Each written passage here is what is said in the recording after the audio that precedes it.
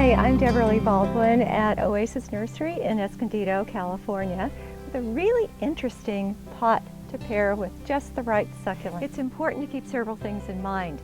One is scale. This is a fairly large pot. It's going to want something that's tall because just like a floral arrangement, you want to go high with a big pot, at least as tall as the pot itself, if not taller.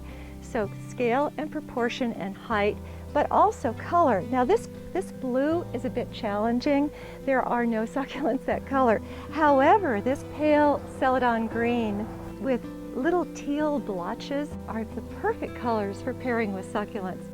So when you take a pot to a nursery to look for plants, hold the pot up next to the plants and see, do they look right together? Look at how this bright blue makes this plant look dull. It's just not a good pairing. It's a beautiful plant, but it's not perfect for this pot.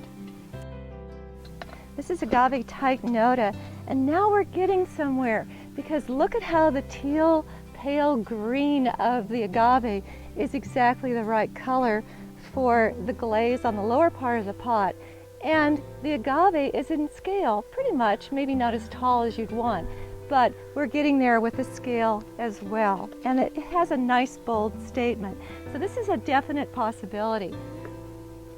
We have echeverias that I think would look good, but maybe a little sweet for the pot. I like more of an edgy look, but that's a matter of personal taste. This is a plant I'd really like to take home.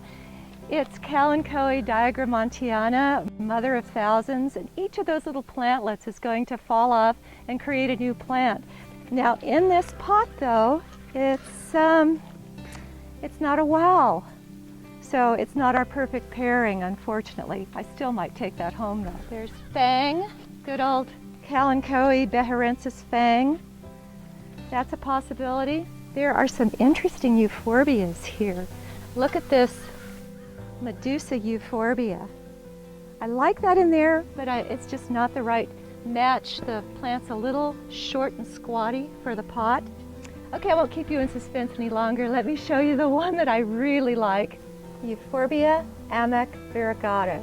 About twice the height of the pot, so that's a dramatic statement. Plus the color of the variegation on the euphorbia is a perfect match for the glaze in the lower part of the pot. The blue is a bit bright still, and that doesn't really bother me. In fact, I kind of like the fact that these little spines on the euphorbia are orange, which is the color complement of the blue on the pot.